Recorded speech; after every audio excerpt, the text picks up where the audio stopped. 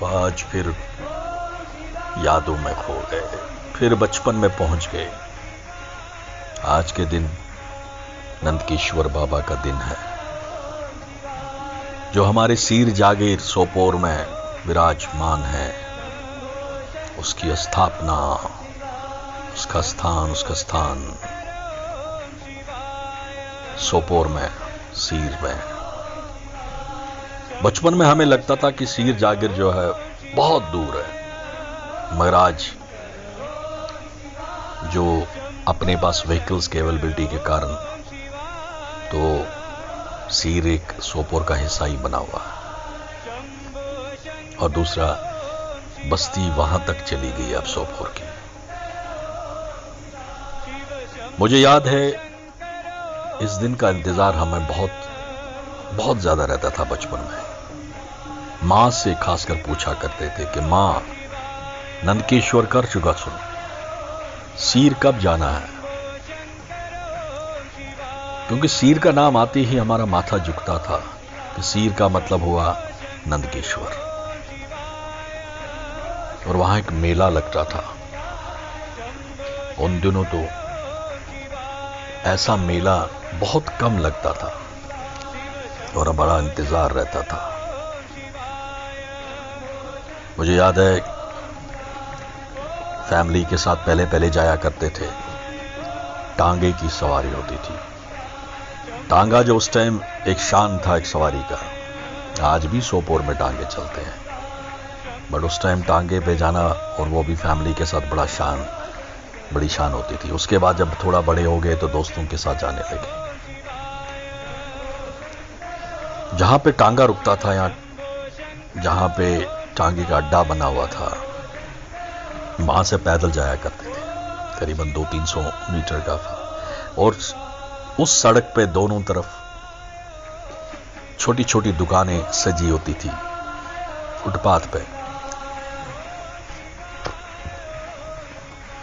कुछ दुकानें जिनमें खिलौने जो ज्यादा अट्रैक्ट करते थे हमें, कुछ दुकानों पे मसाले बिकते थे, कुछ दुकानों पे और सारी चीजें जो एक मेले में होती है। और खासकर जो सबसे बड़ी अट्रैक्शन रहती थी वहां पे, वो होता था जो आजकल बच्चे दुकानों पे जाते टैटो बनाने के लिए। वो टैटो वाला उसी मेले में ही मिलता था वो, और लोग अपने हाथों पे नाम लिखवाते थे अपना। कोई ओमकारम बनवाता था, कोई कुछ। वो बड़ा लंबा उसके पास क्यू लगा रहता था, मगर मेरी हिम्मत कभी नहीं पड़ी टैटू बनाने की। उसका रीजन था कि मेरा एक दोस्त था, उसने जब वो टैटू बनाया था तो उसको इन्फेक्शन हो गया था, उसमें जख्म हो गया था उससे। फिर काफी देर तक उसे दिक्कत रही थी, तो वही डर था मेरे एक मन में। और मेले में जाके सबसे पहले जाके कभी कभी दरिया में, जो वहां था वही दरिया झेलम जो हमारे सोपोर से ही वहां बहता है, वहां नहाते थे। और वहां एक छोटा सा स्प्रिंग पानी निकलता था, कितना मीठा ठंडा पानी। और खासकर हमें मां बताया करती थी कि वहां जरूर पानी पी के आना उस स्प्रिंग से। वो नंदकिश्वर बाबा का प्रसाद है, सब रोग दूर हो जाते हैं उससे। तो मेरी तो बड़ी आस्था थी, मैं जाके उस स्प्रिंग में से पानी बहुत पीता था। नंदकिश्वर बाबा को प्रणाम करके आते थे, उनके मंदिर में जाके माथा टेक के फिर यार दोस्तों के साथ इधर उधर घूमना। और सबसे बड़ा इंतजार और ज्यादा इंतजार जो रहता था वो रहता था शाम के टाइम, जो 4 से 5 बजे के बीच में वहां पे प्रसाद बांटा जाता था हलवे के रूप में।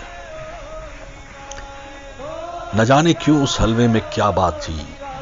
घर में भी हलवा बनता था, मगर उस हलवे का जो टेस्ट था बहुत ही, मतलब मैं उसका बयान नहीं कर सकता। इसलिए भी क्योंकि उसमें नंदकिश्वर बाबा का प्रसाद मिला हुआ था, दया मिली थी। उसमें हो सकता कि हमारी भक्ति का भाव भी उसमें एक मिठास देता था। और उसको लेने का तरीका भी ये होता था कि उसको कोई, जैसे आज अखबार के वर्कों पे, कागज़ के वर्कों पे या लिफाफों में लेते थे, तब वहाँ चिनार का बहुत बड़ा पेड़ था, उसके पत्तों में वो ले जाया करते थे। और सबसे बड़ा आनंद तो ये होता था कि एक बार प्रसाद लिया, लौट के दूसरे पाए पूरी तरह साफ किए हाथ वगैरह के, उसमें जो घी वगैरह ना लगा हो हाथ में, क्योंकि वहाँ मुझे याद है तेज कृष्ण जी होते थे, वो प्रसाद बांटा करते थे। हमारी रिश्तेदारी थी, पहचानते भी थे, और फिर भी हम फिर लाइन में खड़े हो जाते थे फिर उस प्रसाद को लेने के लिए। आज यही बचपन जब याद आता है, मुस्कुराहट भी आती है, और जब मुस्कुराहट गहरी हो जाती है तो लगता है कि कहीं गहरी खाई में हम खो चुके हैं, और पता चलता कि आंखें भी नम हो गई है।